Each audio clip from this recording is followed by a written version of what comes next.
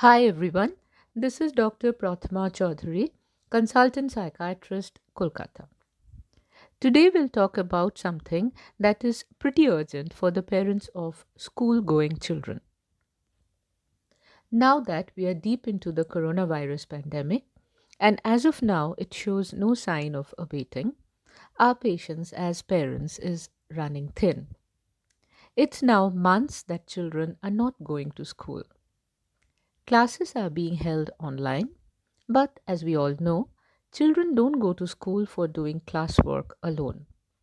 They talk, play, fight with their friends, share tiffin and dance in the rain, dirty their shirt fronts, break their pencil boxes, and, in a nutshell, enjoy themselves. That is not happening, and they are, of course, taking it out all on us parents. So, we must also act smart.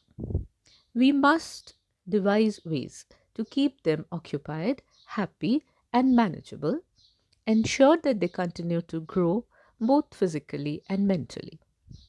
And while we are at it, we must also take care of our own well being, do our own jobs, both at home and at office, which could be a work from home or office as usual.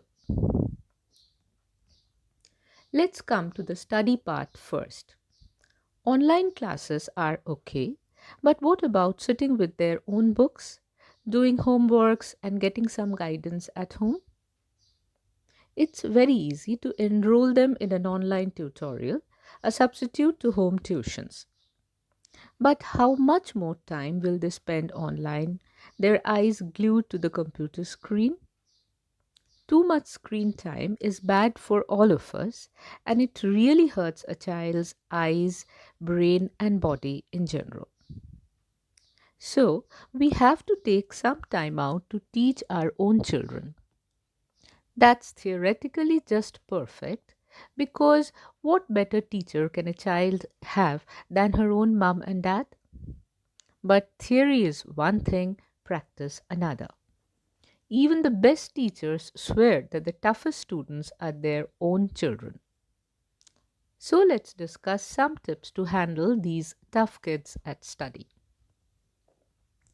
1. Set aside a fixed time for study and try to stick to it. This fosters some sense of discipline and of time management. 2. Prepare beforehand. Ask him what he wants to study a day before. If he is being naughty or really doesn't know, you decide the topic of the day. 3. While teaching, ask questions which have no clear right or wrong answers. It's like asking for an opinion. Whatever they say, take off from that point and go to the study topics. Let them feel important. Let them participate. This kind of prevents dozing off, and active participation is always the best form of learning. 4. Find online resources, animated, interesting resources that challenge a new learner, and sit with him with those. Don't just say, you can visit this site, I found it very helpful. No, we have to sit down with them and get our hands dirty.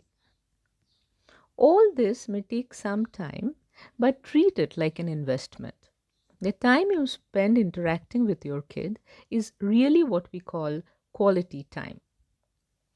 Just sitting at home with him or her, each engaged in separate pursuits, is not quality, just quantity. Now let's move on from studies.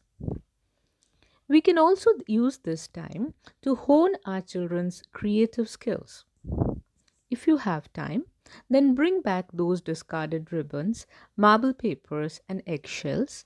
Set aside some time, usually after a period of monotonous activity, for your creative work. This work is not work really, it's pleasure if you love it. There's an old saying which says that change of occupation is the best rest. Rest and play with your child to her delight and your pleasure. If you don't have that amount of time, then just be creative about your own space. Rearrange the furniture a bit, change the cushions and the tablecloths, all with your kids' approval and inputs. The room may look atrocious, but don't mind. No one's coming to visit you in the midst of a pandemic, isn't it? Take this lifetime opportunity to teach them some life skills: how to fold clothes, mop floors, or do some non fire cooking. Whatever you do, plan a little. Don't overexert, and most importantly, be kind to yourself and your child. We are all stressed, and our performance will suffer. It will not be the best at these times. Accept that. Do what little can be done, and then relax with a cup of coffee at the end of the day. Thank you so much for listening. This is Dr. Prathama Chaudhary, consultant psychiatrist, Kolkata.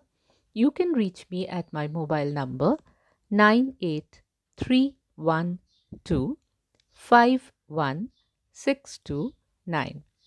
Thanks again.